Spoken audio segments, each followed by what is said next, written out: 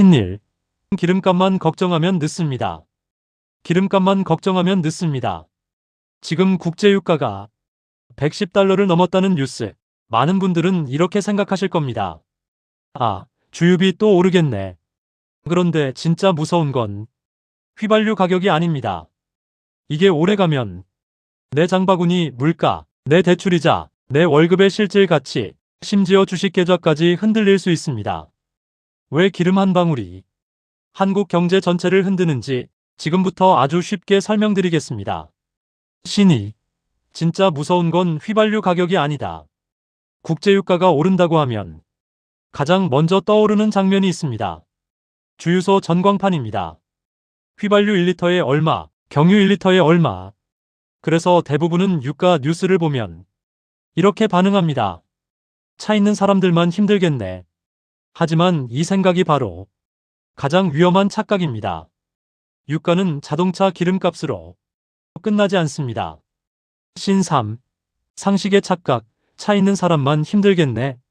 우리가 먹는 음식, 택배비, 전기요금, 비행기표, 공장 원가, 수입 물가, 환율, 금리까지 이어집니다. 쉽게 말해 유가는 경제 전체에 깔려있는 보이지 않는 바닥재입니다. 그 바닥재가 갑자기 비싸지면 그 위에 올라가 있던 모든 가격이 흔들립니다.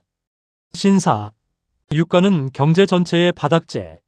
지금 문제는 단순히 기름값이 비싸졌다가 아닙니다. 진짜 문제는 기름값이 오르는 이유입니다. 수요가 좋아져서 오른 유가와 전쟁, 해협 봉쇄, 공급 차질 때문에 오른 유가는 완전히 다릅니다.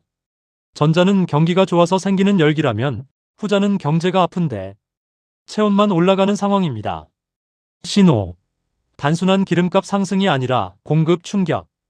현재 유가 상승의 핵심 배경은 이란 분쟁 교착과 호르무즈 해협을 둘러싼 공급 불안입니다. 로이터는 4월 28일 브렌트 유가가 배럴당 111.40달러까지 올랐고 주요 에너지 흐름이 호르무즈 해협을 제대로 통과하지 못하면서 유가가 110달러를 넘었다고 보도했습니다. 여기서 중요한 질문이 나옵니다. 왜 중동에서 벌어진 일이 서울의 대출금리와 편의점 도시락 가격까지 흔들까요? 신6. 호르무즈 해협과 공급 불안, 경제를 사람 몸으로 비유해 보겠습니다. 돈은 혈액입니다. 금리는 혈압입니다. 환율은 체온입니다. 그렇다면 유가는 뭘까요? 유가는 산소에 가깝습니다. 공장이 돌아가려면 에너지가 필요합니다. 배가 움직이려면 연료가 필요합니다. 비행기가 뜨려면 항공유가 필요합니다. 택배차가 움직이려면 경유가 필요합니다. 신7. 유가는 경제의 산소다. 마트에 놓인 바나나 하나도 그냥 진열대에 나타난 게 아닙니다. 어딘가에서 생산되고 배나 비행기로 들어오고 트럭으로 물류센터에 가고 다시 매장으로 이동합니다. 이 모든 과정에 기름이 들어갑니다. 그래서 유가가 오르면 세상 거의 모든 상품이 이동 비용이 오릅니다. 가격표는 나중에 바뀌지만 비용은 이미 먼저 올라갑니다. 신8. 바나나 하나도 기름을 먹고 온다. 여기서 반전이 있습니다. 많은 분들이 이렇게 말합니다. 정부가 유류세 깎아주면 되는 거 아니야? 지원금 주면 버틸 수 있지 않나? 맞습니다. 단기적으로는 도움이 됩니다. 실제로 한국 정부는 유류세 인하 폭을 확대했고 KDI는 이런 조치가 소비자 물가 상승률을 낮추는 효과가 있을 것으로 봤습니다. 신9. 반전 정부가 막아주면 끝이 아니다. KBS 보도에 따르면 3월 말 정부는 휘발유 유류세 인하 폭을 7%에서 15%로 경유는 10%에서 25%로 확대했습니다. 그런데 여기서 진짜 문제가 시작됩니다. 정부가 가격을 눌러주면 소비자는 잠깐 숨을 쉽니다. 하지만 그 비용은 사라지는 게 아닙니다. 어딘가로 옮겨갑니다. 신10. 유류세 인하의 숨겨진 구조. 그 비용은 정부 재정으로 가거나 정유사 부담으로 가거나 나중에 세금으로 돌아오거나 물가가 한 번에 튀는 압력으로 남습니다. 즉, 유가 충격은 막으면 없어지는 문제가 아니라 누가 언제 부담하느냐의 문제가 됩니다. 이게 오늘 영상의 핵심입니다. 기름값보다 무서운 건 기름값을 막기 위해 경제 전체가 치르는 비용입니다. 신 11. 1단계 유가 상승. 유가 110달러가 한국을 흔드는 과정은 크게 5단계로 볼 수 있습니다. 첫 번째, 유가가 오릅니다. 한국은 에너지를 많이 수입하는 나라입니다. 원유 가격이 오르면 같은 양의 기름을 사오더라도 더 많은 달러가 필요합니다. 이때부터 한국 경제에는 보이지 않는 압박이 시작됩니다. 신 12. 2단계 달러 수요 증가와 환율 상승. 두 번째, 달러 수요가 커집니다. 원유는 보통 달러로 거래됩니다. 기름을 사려면 달러가 필요합니다. 달러 수요가 커지면 원화는 약해질 수 있습니다. 원화가 약해지면 수입품 가격이 더 비싸집니다. 여기서 유가 상승이 환율 상승과 만나면 문제가 커집니다. 기름값이 오른 것도 부담인데 달러까지 비싸지면 한국 입장에서는 두 번 맞는 겁니다. 신 13. 3단계 장바구니 물가 상승. 최근 한국과 미국 재무당국도 원화의 과도한 변동성이 바람직하지 않다는 데 동의하고 외환시장 협의를 이어가기로 했습니다. 세 번째, 물가가 다시 올라갑니다. 기름값이 오르면 운송비, 전기가스 비용, 생산비가 올라갑니다. 기업은 처음에는 버팁니다. 하지만 오래 버티기 어렵습니다. 결국 제품 가격에 반영합니다. 신 14. 4단계 금리 인하가 멀어진다. 라면, 빵, 배달비, 택배비, 항공권, 외식비 각자 조금씩 오르지만 가게 입장에서는 전부 한꺼번에 느껴집니다. 한국은행도 4월 경제동향에서 국제유가 상승이 소비자 물가에 상당한 상방 압력을 준다고 평가했습니다. 네 번째, 금리 인하가 어려워집니다. 많은 분들이 오래 기대했던 게 있습니다. 이제 금리 좀 내려가나? 대출이자 조금 줄어드나? 신 15. 5단계 주식시장 흔들림. 그런데 유가가 오르면 중앙은행의 고민이 깊어집니다.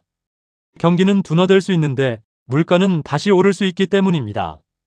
보통 경기가 안 좋으면 금리를 내리고 싶습니다. 하지만 물가가 오르면 금리를 내리기 어렵습니다. 이게 가장 골치 아픈 조합입니다.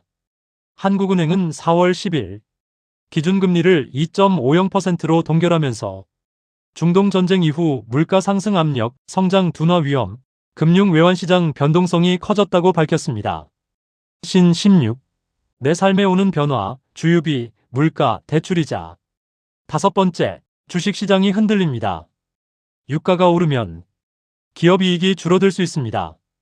항공사, 화학, 운송, 제조업은 원가 부담을 크게 느낍니다. 소비자는 생활비가 늘어나니 지갑을 닫습니다.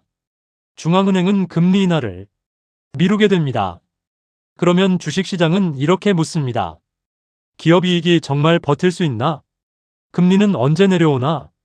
소비는 계속 유지될까? 신 17. 외교가 생활비가 되는 시대. 그래서 유가 뉴스는 에너지 뉴스이면서 동시에 주식시장 뉴스입니다.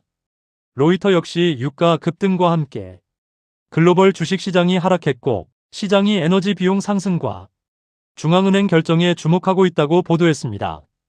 여기서 시청자분들이 가장 궁금한 건 이겁니다. 그래서 내 지갑은 어떻게 되는데? 첫째, 주유비 부담이 먼저 옵니다. 차를 자주 쓰는 분들, 자영업자, 물류 배송 일을 하는 분들은 가장 빠르게 체감합니다. 둘째, 장바구니 물가가 따라옵니다. 처음에는 기름값 뉴스였는데 시간이 지나면 식료품, 생활용품, 외식비로 번집니다. 신 18. 핵심 정리 생활비 도미노. 셋째, 대출이자가 쉽게 내려가지 않을 수 있습니다. 유가 상승이 물가를 자극하면 중앙은행은 금리 인하에 더 조심스러워집니다. 여기서 중요한 건 금리가 반드시 오른다가 아닙니다. 더 정확한 표현은 이겁니다. 금리를 내릴 명분이 약해질 수 있다. 대출자 입장에서는 이것만으로도 부담입니다. 넷째, 정부 지원은 공짜가 아닙니다. 유류세를 낮추고 가격을 억누르고 지원금을 주면 당장은 숨통이 트입니다. 하지만 재정 여력이 줄어들고 다른 예산을 줄이거나 나중에 세금 부담으로 돌아올 수 있습니다. 신 19.